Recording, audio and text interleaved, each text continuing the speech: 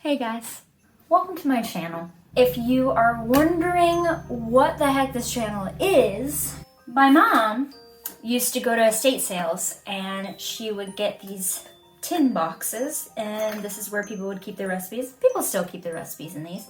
And I thought it would be fun to test them out. Now, some of these are gonna taste very bad. And I'm gonna say, no, you're not gonna wanna make this at home. And that's okay. It's not about making food that's always good. It's about making food from the past.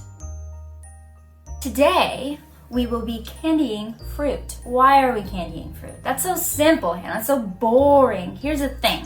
A lot of the recipes, there's a lot of candied fruit, especially during the holiday season. I don't really like store-bought candied fruit. It kind of tastes gross to me. So I thought maybe I'd candy it at home. This might be a mistake. It might taste bad. But that's not what it's about, right guys? It's about experiences together. I do have a recipe here. It is for candied grapefruit. You can tell it's old. Everything was written in cursive. I can't really say when this is from. I'm not gonna guess because I have no idea. But it's from that tin. And that tin has lots of recipes from the 50s. So, not recent, I don't know. We're also gonna make candied pineapple and candied cherries. We're gonna make it. We're gonna do it. And we're gonna compare this recipe for candied grapefruit to the recipes I have to find online for the candied pineapple and cherries because they didn't have those in the... So let's start candying grapefruit just like Grandma used to make.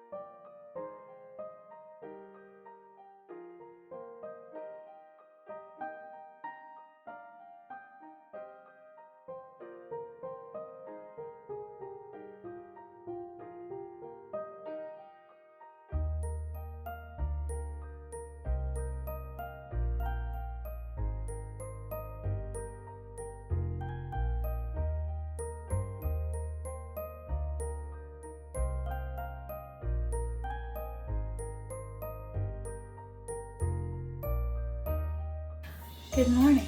So I decided that I was gonna leave everything overnight to kind of dry off because when I started dipping the grapefruits in the sugar, they got a little muddled and I think I just needed to let them dry out more. So I decided to just put them in the oven with the oven off, obviously, to dry out. So we'll see how they turned out. These came out more wet than I expected, but I am going to try them because that would be wrong if I didn't. That's good. It is bitter, but it's also sweet. The only thing is that it's wet. So we're gonna try the pineapple. This is gonna be interesting. I can try a little bit. It just tastes like sugar-covered pineapple that's wet. Lastly, with the cherries, it did say to cover with the cherry juice, so it is supposed to be wet. So I did do something right here. That's delicious. Sugary cherries. At the bottom here, it's like starting to get, you know, all melted a little bit. Sorry, Grandma. Okay, great news. So I felt really bad that they were wet still, and it was really bothering me. So I put both the pineapples and the grapefruit peels on a rack. I put them in the oven at 130 for 1 hour, and they came out perfectly. The pineapple, I think, needs more time. I would say 1 to 2 hours, but it's perfectly crystallized. It tastes amazing, and I would totally put this in my recipe box. Grandma, your recipe is going into my recipe box with that adjustment. It does need to be dried out, otherwise it's just kind of moist. I'm going to show you. Before the sugar was melting on the bottom, but now you can like hear it. It's like candied. It's actually candied. So great. Thank you guys so much for watching. If you liked the channel, if you like this episode, I don't know what you call it, like and subscribe below. And we're gonna have more baking adventures. We're gonna make more of Grandma's recipes. Not my grandma, but everyone's grandma. So join me next time.